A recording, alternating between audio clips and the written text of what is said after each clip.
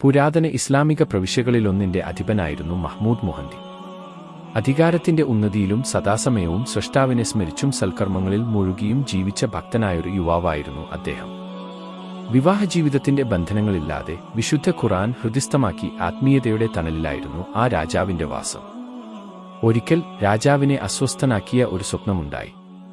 പ്രഭാതത്തിൽ ഉണർന്ന അദ്ദേഹം പരിഭ്രാന്തനായി തന്റെ മന്ത്രിമാരെ വിളിച്ചുകൂട്ടി. ഗൗരവപൂർണമായ ആ സഭയിൽ അദ്ദേഹം പ്രഖ്യാപിച്ചു, എന്റെ റബ്ബ് എന്നെ ഏൽപ്പിച്ച ഈ വിശാലമായ സാമ്രാജ്യം ഒറ്റയ്ക്ക് പരിപാലിക്കാൻ എനിക്ക് സാധിക്കുന്നില്ല. ഭരണകാര്യങ്ങളിലെ നേരിയ വീഴ്ച പോലും അല്ലാഹുവിന്റെ മുന്നിൽ എന്നെ മറുപടി പറയേണ്ടവനാക്കും. അതിനാൽ ഈ രാജ്യത്തെ 7 പ്രവിശ്യകളായി വിഭജിക്കാൻ ഞാൻ തീരുമാനിച്ചിരിക്കുന്നു.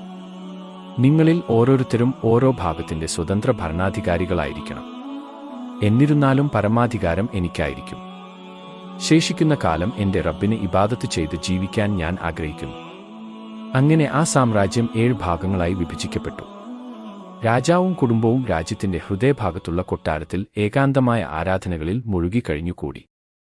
വർഷങ്ങൾ കടന്നുപോയി. നാടിന്റെ അധിപൻ മഹ്മൂദ് മുഹന്തിയാണെന്ന് പ്രജകൾക്കെല്ലാം അറിയാമായിരുന്നുവെങ്കിലും ഭരണത്തിൽ ഇടപെടാത്തതും പൊതുവേദികളിൽ വരാത്തതും കാരണം അദ്ദേഹത്തിന്റെ രൂപം പലർക്കും അജ്ഞാതമായിരുന്നു. ഒരിക്കൽ 7 പ്രവിശ്യകളിലൊന്നിലെ രാജാവ് തന്റെ അതീവ സുന്ദരിയായ മകളെ മഹ്മൂദ് രാജാവിന് വിവാഹം ചെയ്തു കൊടുക്കാനുള്ള ആലോചനയുമായി അദ്ദേഹത്തെ സമീപിച്ചു.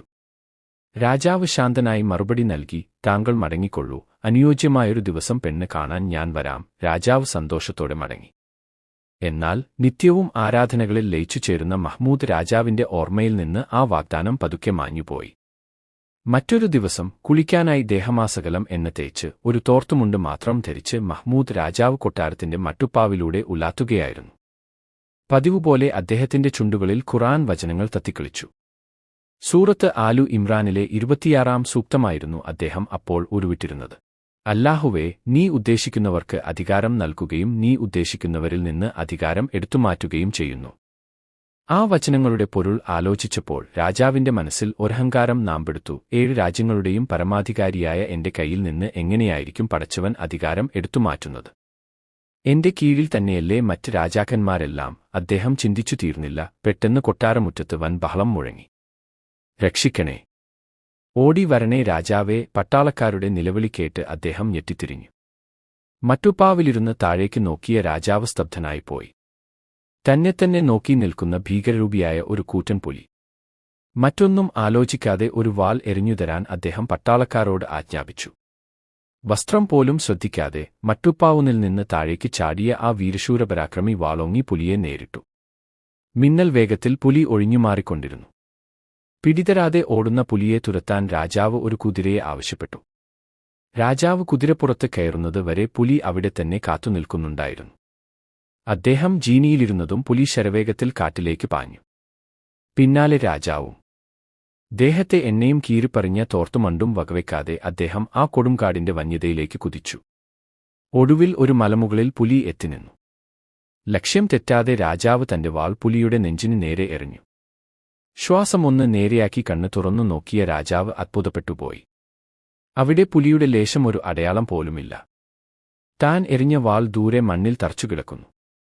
തന്നെ ഇത്രയും ദൂരം വഴിതെറ്റിച്ചു കൊണ്ടുവന്ന ആ ജീവി എങ്ങുപോയി? ചുറ്റും നോക്കിയപ്പോഴാണ് താൻ ഒരുപാട് ദൂരം പിന്നിട്ടിരിക്കുന്നുവെന്ന് അദ്ദേഹം തിരിച്ചറിഞ്ഞത്. ദേഹത്തെ എണ്ണയിൽ പൊടിപടലങ്ങൾ പറ്റിപ്പിടിച്ചിരിക്കുന്നു. വസ്ത്രമാണെങ്കിൽ മുള്ളുകളിൽ തട്ടി നാമമാത്രമായി മാറിയിരിക്കുന്നു. ഈ വേഷത്തിൽ പ്രജകളുടെ മുന്നിലൂടെ നടക്കാൻ കഴിയില്ലെന്ന് ബോധ്യപ്പെട്ട രാജാവ് രാത്രിയാകാൻ കാത്തിരുന്നു. ക്ഷീണിതനായ അദ്ദേഹം പച്ചിലകൾ വിരിച്ച് അവിടെ കിടന്നു. സ്രഷ്ടാവിന്റെ നിശ്ചയപ്രകാരം അദ്ദേഹം ഗാഠനിദ്രയിലാണ്ടു.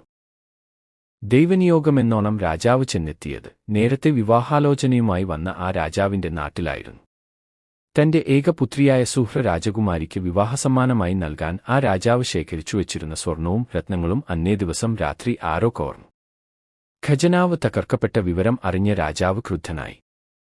തന്റെ കൊട്ടാരത്തിൽ മോഷണം നടത്താൻ തുനിഞ്ഞവനെ കണ്ടെത്താൻ അദ്ദേഹം പട്ടാളക്കാരോട് കൽപ്പിച്ചു.